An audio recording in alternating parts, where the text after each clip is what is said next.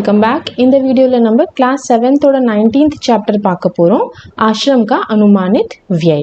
So இந்த chapter எழுதுனது யாருன்னா மோகன்தாஸ் கரம்சந்திர காந்திஜி। நம்ம காந்திஜி தான் இந்த சாப்டர் எழுதியிருக்கார்। இந்த சாப்டர் பார்த்தீங்கன்னா ஆக்சுவலி வந்து காந்திஜி எழுதின ஒரு லெட்டர் தான்। காந்திஜி வந்து சவுத் ஆஃப்ரிக்காலேருந்து இந்தியா ரிட்டர்ன் ஆன பிறகு அவர் வந்து அகமதாபாத்தில் ஒரு ஆசிரமம் கட்டணும்னு பிளான் பண்ணார்। ஸோ அந்த ஆசிரமம் கட்டுறதுக்கு என்னென்ன தேவை, என்னென்ன எவ்வளோ செலவாகும், அதை தான் வந்து இந்த லெட்டரில் அவர் மென்ஷன் பண்ணியிருப்பார்। ஸோ இந்த லெட்டர் யாருக்கு எழுதினாருன்னா அகமதாபாத்தில் இருக்கிற ஒரு ரிச்சான பர்சன், ஒரு சேட்டுக்கு தான் இந்த லெட்டர் எழுதினார்।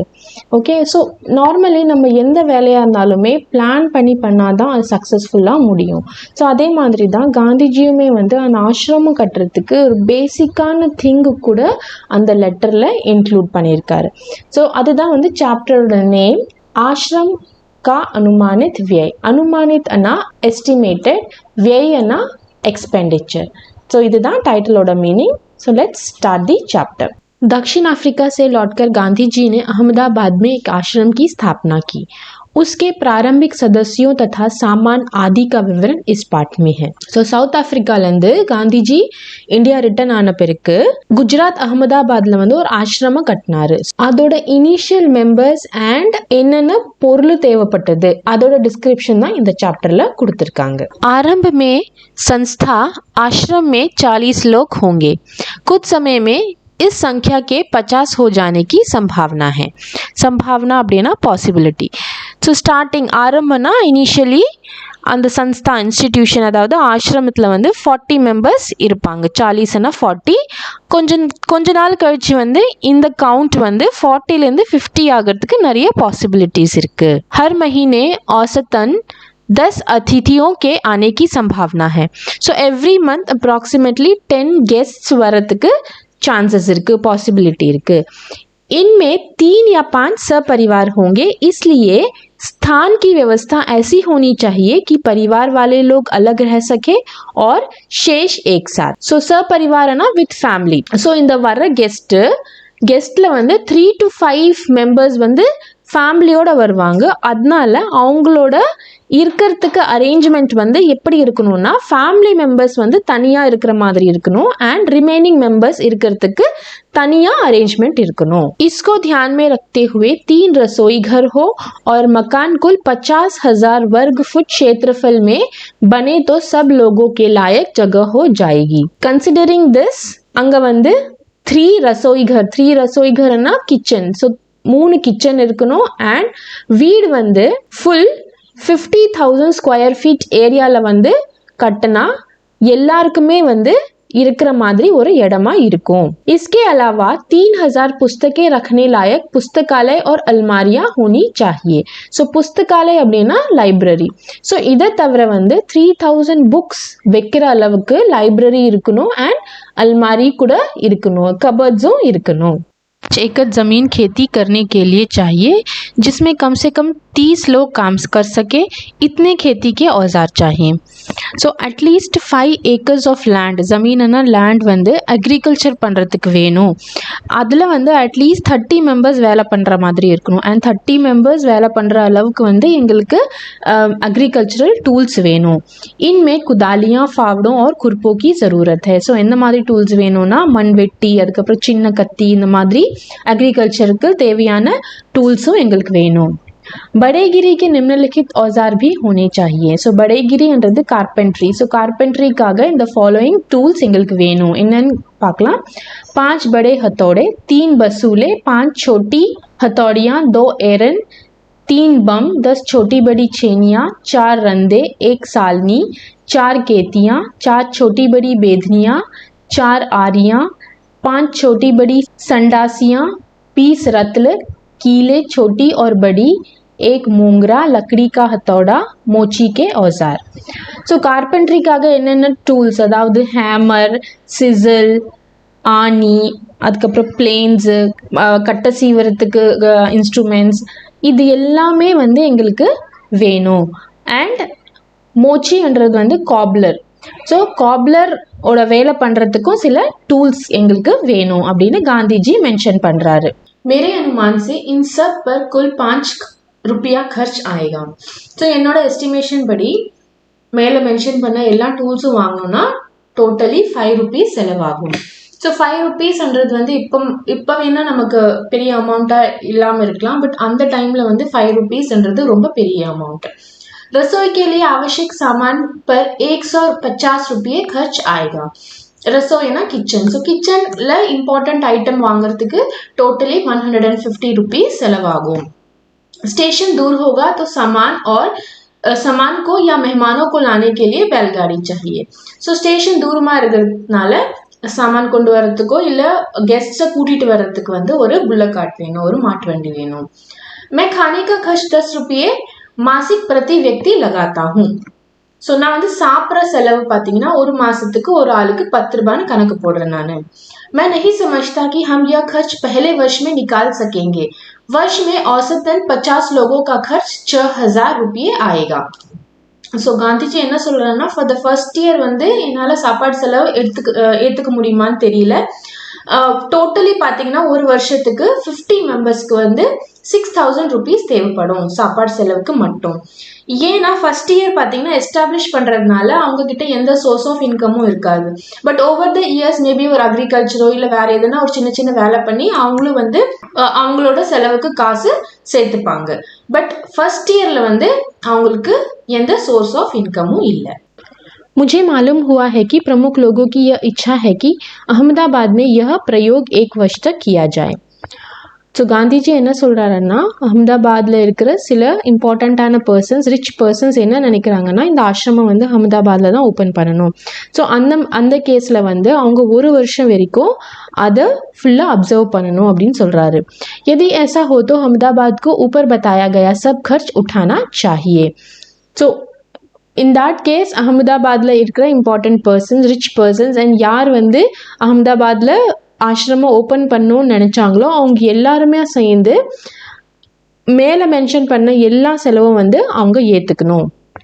मेरी मांग तो यह भी है कि अहमदाबाद मुझे पूरी ज़मीन और मकान सभी दे दे तो बाकी खर्च मैं कहीं और से या दूसरी तरह जुटा लूँगा.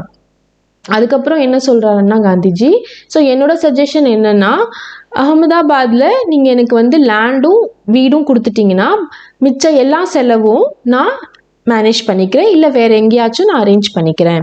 अब चूंकि विचार बदल गया है इसलिए ऐसा लगता है कि 1 वर्ष का या इससे कुछ कम दिनों का खर्च अहमदाबाद को उठाना चाहिए. ஸோ in that கேஸ் வந்து நீங்கள் வந்து 1 வருஷத்தோட எல்லா செலவும் ஏற்றுக்கணும், இல்லை அட்லீஸ்ட் கொஞ்ச நாளைக்கு வரைக்கும் अहमदाबाद இருக்கிற पर्सन्स வந்து இந்த செலவை ஏற்றுக்கணும். यदि अहमदाबाद 1 वर्ष के खर्च का बोझ उठाने के लिए तैयार न हो तो ऊपर बताए गए खाने के खर्च का इंतज़ाम मैं कर सकता हूँ. ஸோ ஒருவேளை அஹமதாபாத்தில் இருக்கிற பர்சன்ஸ்னால வந்து 1 வருஷத்துக்காக கம்ப்ளீட் எக்ஸ்பெண்டிச்சர் அவங்களால ஏற்றுக்க முடியலன்னா கூட அட்லீஸ்ட் நான் வந்து சாப்பாடு செலவை நான் ஏற்றுக்கிறேன். चूँकि मैंने खर्च का यह अनुमान जल्दी में तैयार किया है इसीलिए यह संभव है कि कुछ मदे मुझसे छूट गई हूँ. அண்ட் இந்த எக்ஸ்பெண்டிச்சர் லிஸ்ட் வந்து நான் அவசரத்தில் கொடுக்கறதுனால அவசரத்தில் ரெடி பண்ணியிருக்கேன் நான் இந்த லிஸ்ட்டு, அதனால मोस्ट प्रॉब्ली நான் வந்து சில பாயிண்ட்ஸ் எல்லாம் விட்டிருப்பேன். इसके अतिरिक्त खाने के खर्च के सिवा मुझे स्थानीय स्थितियों की जानकारी नहीं है इसलिए मेरे अनुमान में भले भूलें भी हो सकती हैं. இதை தவிர வந்து சாப்பாடு செலவை தவிர மற்ற லோக்கல் செலவு அங்கே சிச்சுவேஷன் எப்படி இருக்கோ அதுக்கு தகுந்த மாதிரி வேறு எதுனா செலவு வந்ததுன்னா அதுக்கு எனக்கு அந்த இன்ஃபர்மேஷன் என்கிட்ட இல்லை, அதனால என்னோட எஸ்டிமேட் மேபி தப்பாக கூட இருக்கலாம் அப்படின்னு காந்திஜி மென்ஷன் பண்ணுறாரு. अहमदाबाद में स्थापित आश्रम का संविधान स्वयं गांधी जी ने तैयार किया था. ஸோ அஹமதாபாத்தில் எஸ்டாப்ளிஷ் பண்ண ஆசிரமத்தோட கான்ஸ்டிடியூஷன் स्वयं गांधी जीए रेडी பண்ணாரு. इस संविधान के मसविदे से पता चलता है कि वह भारतीय जीवन का निर्माण किस प्रकार करना चाहते थे. ஸோ மஸ்விதே அப்படின்னா டிராஃப்ட். ஸோ இந்த கான்ஸ்டிடியூஷனோட டிராஃப்ட் பார்த்தாலே நமக்கு தெரியும் காந்திஜி எப்படி நம்மளோட இந்தியாவை டெவலப் பண்ணணும்னு அவர் எக்ஸ்பெக்ட் பண்ணிட்டு இருந்தாரு. यदि अहमदाबाद सब खर्च उठाए तो विभिन्न मदों में खर्च इस तरह होगा. ஸோ ஒருவேளை அஹமதாபாத் எல்லா செலவும் வந்து ஏற்றுக்கிறதுக்கு ரெடியாக இருந்ததுன்னா அப்போது கீழே கொடுத்துருக்கிற லிஸ்ட்டோட எல்லா செலவும் வந்து அவங்க ஏற்றுக்கணும், இந்த மாதிரி இருக்கும் அப்படின்னு கீழே லிஸ்ட் அவுட் பண்ணுறாரு அவர். किराया, किराया ना रेंट, बंगला और खेत की ज़मीन, सो बंगला ना वीड एंड अग्रिकल्चरल लैंडोட रेंट, किताबों की अलमारियों का खर्च, सो बुक्स வைக்கிறதுக்கு कबर्ड्स और शेल्फ्स இருக்கும் அதோட செலவு, படை के औजार, படை கார்பென்ட்ரி அதுக்கு தேவைப்பட்ட டூல்ஸோட செலவு, मोची के औजार, कॉबलருக்கு தேவைப்பட்ட டூல்ஸ், चौके का सामान, किचन ஐட்டம்ஸ்க்கு தேவைப்பட்ட சாமானோட செலவு, एक बैलगाड़ी या घोड़ा गाड़ी, ஒரு புல்லக் காட்டோ இல்லை வந்து ஒரு ஹார்ஸ் காட் தேவை, एक वर्ष के लिए खाने का खर्च 6000 रुपया, ஸோ ஒரு வருஷத்துக்கு சாப்பாட்டு செலவு 6000 रुपीस, ஸோ இந்த எல்லா செலவும் வந்து அहमदाबाद தான் ஏற்றுக்கணும் அப்படின்னு காந்திஜி சொல்கிறாரு. मेरा ख्याल है कि हमें लुहार और राजमिस्त्री के औजारों की भी ज़रूरत होगी. நமக்கு வந்து இந்த பிளாக் ஸ்மித் அதாவது இரும்பு வேலை செய்கிறவங்க அண்ட் மேஸ்திரிங்களுக்கு தேவைப்படுற டூல்ஸும் நமக்கு வேணும். दूसरे बहुत से औजार भी चाहिए किंतु इस हिसाब से मैंने उनका खर्च और शिक्षण संबंधी सामान का खर्च शामिल नहीं किया है. ஸோ நமக்கு வந்து மற்ற நிறைய டூல்ஸும் தேவை, பட் அதோட செலவு வந்து நான் இந்த பட்ஜெட்டில் இந்த எஸ்டிமேஷனில் இன்க்ளூட் பண்ணல. அண்ட் ஆல்சோ एजुकेशन रिलेटेड थिंग्सों ना इन द बजट ला इंक्लूड பண்ணல. शिक्षण के सामान में 5-6 जैसी हथकरघों की आवश्यकता होगी. हथकरघोना हैंडलूम्स அதாவது சர்க்கா அந்த ஸ்பின்னிங் வீல் அதை தான் சொல்கிறாங்க. So as a part of education நமக்கு வந்து 5 to 6 இந்த ஹேண்ட்லூம் ஸ்பின்னிங் வீல்ஸும் தேவைப்படும். घरेलू सामान, ஸோ காந்திஜி வந்து வீட்டுக்கு என்னென்ன பொருள் தேவையோ அதை லிஸ்ட் அவுட் பண்ணியிருக்காங்க. நம்ம ஜஸ்ட் ஒரு வாட்டி ரீட் பண்ணலாம். 4 पतीले 40 आदमियों का खाना बनाने योग्य. ஸோ 4 पतीलेना 4 பாத்திரம் 40 மெம்பர்ஸ்க்கு சமைக்கிற அளவுக்கு வேணும். 2 छोटी पतीलियाँ 10 आदमियों के योग, ஸோ 2 வந்து சின்ன பாத்திரம் 10 பேருக்கு சமைக்கிற அளவுக்கு. 3 पानी भरने के पतीले या तांबे के कलश, ஸோ 3 வந்து தண்ணி பிடிக்கிறதுக்கு பாத்திரம் இல்லைன்னா ஒரு பித்தளை कोड़ों. 4 मिट्टी के घड़े, 4 வந்து மண் பானைகள். 4 तिपाइयाँ, 4 स्टूल, 1 कढ़ाई, ஒரு கடாயி. 10 रत्तल खाना पकाने योग्य, ஸோ ஒரு 10 பாத்திரம் வந்து சமைக்கிற அளவுக்கு. 3 कलछियाँ, 3 வந்து கரண்டி. 2 आटा गूंदने की पराते, 2 வந்து மாவு பிசையறதுக்கு வந்து 2 பாத்திரம். 1 पानी गर्म करने का बड़ा पतीला, 3 केतलियाँ, ஸோ தண்ணி சூடு பண்ணுறதுக்கு வந்து ஒரு பெரிய பாத்திரம், அதுக்கப்புறம் 3 केटल्स. 5 बाल्टियाँ या नहाने का पानी रखने बर्तन, ஸோ बाल्टियाना बकेट, ஸோ 5 பக்கெட்டும் இல்லைன்னா குளிக்கிறதுக்கு வைக்கிறதுக்கு ஒரு பாத்திரம்.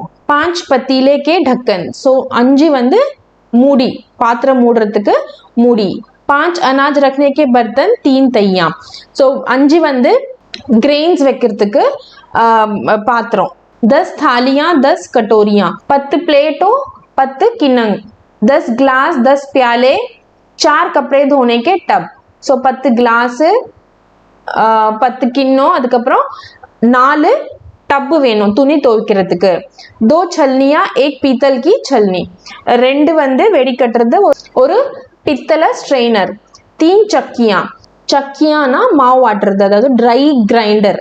10 चम्मच, ஸோ 10 ஸ்பூன்ஸ். 1 கர்ச்சா 1 இமாம் தஸ்தா முஸ்லி, ஸோ ஒரு கரண்டி, அதுக்கப்புறம் ஒன்று நம்ம வந்து பாக்கு இடிக்கிறதுக்கு ஒரு சின்ன உரலை மாதிரி வருமே அது. 3 झाड़ू, 3 झाड़ूனா 3 தொடப்போம். 6 कुर्सियाँ 3 मेज़े, 6 चेयर्स வேணும். 3 टेबल्स, 6 किताब रखने की अलमारियाँ, ஸோ 3 வந்து புக்ஸ் வைக்கிறதுக்கு அல்மாரி ஷெல்ஃபு. 3 दवाते, 6 काले तख्ते, 3 வந்து इंक बॉटल, அதுக்கப்புறம் 6 टेबल மாதிரி. 6 रैक, 3 भारत के नक्शे, ஸோ 6 रैक्स. 3 इंडिया ஓட मैप, 3 दुनिया के नक्शे, ஸோ 3 வந்து वर्ल्ड मैप्स. 2 बम्बई अहाते के नक्शे, 1 गुजरात का नक्शा, ஸோ 2 வந்து பாம்பேயோட மேப் அண்ட் 1 வந்து குஜராத்தோட மேப். 5 हथकरघे, ஸோ 5 வந்து हैंडलूम मशीन्स வேணும் உங்களுக்கு. बड़ई के औजार, ஸோ கார்பென்ட்ரி தேவைப்படுற டூல்ஸ் வேணும். मोची के औजार, कॉबलर வேலைக்கு தேவைப்படுற டூல்ஸும் வேணும். खेती के औजार एग्रीकल्चरल टूल्स வேணும்.